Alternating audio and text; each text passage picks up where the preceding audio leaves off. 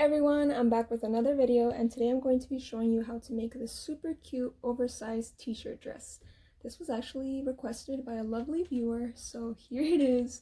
This is the Lowland Kids oversized t-shirt dress. All I did was tie it at the bottom. I think it's a really cute touch. But yeah, if you're interested in this pattern, I'll have the link for it down below, and I'm going to show you how I made it. So let's get started. Alright everyone, so we're starting with the pattern pieces. They are pretty big since I'm making a size 4T. But here we have the front of the dress, the back of the dress, and the sleeve. I did omit cutting it through here just because I thought that was a little weird, but I just made a straight cut. That's all I did differently. And then for the neckband, you're going to want to go into the pattern instructions and find the cut chart. That's going to tell you the length for the neckband. For a size 4T, it said 15 inches. So that's what I did. And I'm going to go ahead and show you the pieces that I cut. You're going to need 2 sleeves. And then your front and back pieces. Again, they're pretty big because this is a big size and it's a dress. But I'm going to show you all the first step now. Okay, so the first step is to place your fabrics, or your your cutout pieces right sides together. So I have the front laying on top of the back, and the right side of the fabric is showing. This is double brush poly, but you can normally tell that's the right side because it looks less soft. I mean, the right side looks more soft than, sorry, that's not making any sense. But basically, you place it, the pretty side together. And then you're going to go ahead and sew the shoulders down here like this. And this pattern calls for a 1/4 inch seam allowance. So I'm going to go ahead and do that step. Okay, we're over my very small table now. But next we're just going to go ahead and open up the dress. Sorry, I'm moving the tripod all over. My bad. You're going to open up the dress so that you're seeing the right side. And then you're going to take the armhole and lay it out flat like this so that you can lay your sleeve piece next to it. So you're going to also fold this so that the pretty side is showing the right side, and then you're going to clip it right at the seam. So you're going to find the middle of your sleeve and clip it right at the seam. Where did my, here it is, sorry, my clip, I misplaced it. So you're just going to clip one side to the correct side like this, and then you're going to open up your sleeve, and when you go to sew it, you're going to start here, and then you're just going to line it up as you go. So as you go, you're just going to push the 2 raw edges together and sew those. So I'm going to show you how I do one sleeve, and then I'll do the other one off camera. Here is my sergers. Sorry, I'm having to move all over the place today. And of course, that makes the camera shake. Okay, anyways.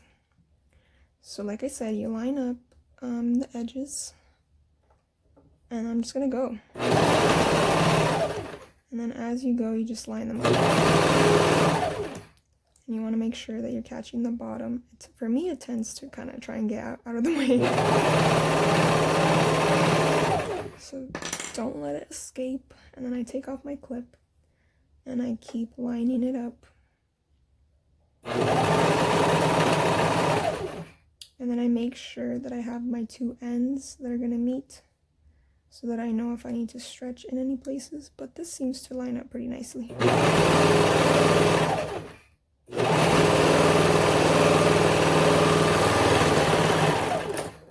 Whoa. Okay. Now I'm going to do the other sleeve off camera. Okay, so again, bear with me. My table is too small for this dress. But next we're going to place it right sides together again, except now the sleeves are attached. And all we're going to do is sew from the sleeve all the way to the other side and make sure that you're lining up everything, especially the seam right here. You're just gonna go bam, and then all the way down on both sides. Okay, so now this is what it looks like with, like I said, the sleeve and the sides all done. So now I'm going to actually go ahead and hem it before I do my neckband. Now what I like to do for hemming is just take my sleeve and then form my hem like this by just flipping it. I like to do about a 1/2 inch. Now I'm going to use my cover stitch. I have a video on my cover stitch. If you're using a regular sewing machine, you would do the same thing, fold it, and then just stitch right here with a zigzag stitch or a lightning bolt stitch. You can actually even use your serger to hem, and all you would do is take this exact hem and then fold it again inside and then just serge all the way around. So that's a cool little trick if you want to use your serger for the whole thing. But okay, I'm going to go ahead, use my cover stitch to hem the sleeves and the bottom of the dress. Okay, I'm back. Now we're going to work on the neckband. So all I like to do for neckbands is find my center back. So this is the back. I'm going to find the center of it, put a clip there. This is literally my last clip on earth. I need to get more. Anyways. And there is my center back. And then we have our neckband, and I'm going to fold it right sides together and sew it down where the raw edges are at. And let me find my little foot and just do it real quick.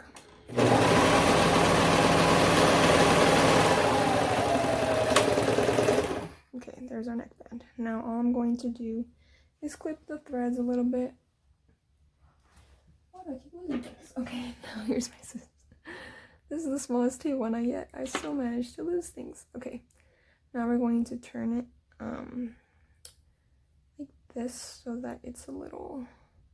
Sorry, I can't even tell if I'm in frame right now. Anyways, you're going to take the seam side and place it in the center back. I've actually seen people line it up with one of the shoulder seams, so whatever you want to do, just as long as you are making sure to really center it. So now I'm just going to find the center in the front of the neckband and the center in the front of the shirt and just see how that's looking. Yeah, it looks like it's going to be pretty good. A pretty good fit, I mean, in terms of the neckband. So next, all I'm going to do is, well, if you're new to neckbands, you can use another clip and just clip it here. But I'm just going to keep going like this. I'm going to turn on my knife with my serger. I'm going to start at the back here, and I'm going to have a 3/8 seam allowance, which normally for me means I'm lining it up right here. So again, we're going to scoop it under the foot as our starting point and just go. And then line everything up. And I'm just going to stretch the neckband as I go. But with their measurement, I don't think you really have to stretch it as much.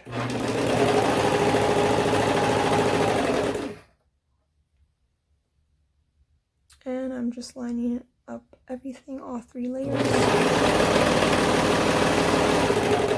And again, lining it up right here. You might want to make sure you're catching the bottom layer, it tends to shift.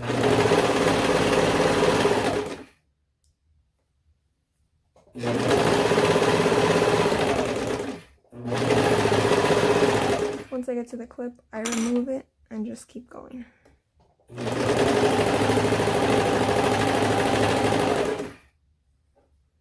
And then once I get to this part, you see how it's angled and going like this instead of like this? That's because that's where we started. So all we're gonna do is keep going up until the point where we started, so around here.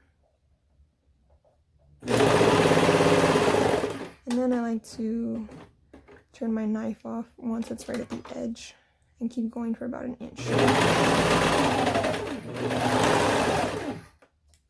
And now I'm going to just tie it off. I usually just pull the threads a little bit, find the 2 that are the longest, and tie those. Sorry, I don't think I was in frame for that, but I'm just tying the end of my neckband here just to secure the serger tails. If you have a different way of securing your tails, do it that way. And I just clip, and we're all done. Here's what that looks like if you were wondering, and that's the last step. So I hope that you all found this video helpful and that you go and get this pattern. It's really cute, especially for summer and stuff. And I've seen a lot of people tie the bottom. So what they'll do is they'll tie a little knot right at the bottom, a little bit off to the side, and it's super cute. But yeah, that's it for me, and I'll catch you all in the next video.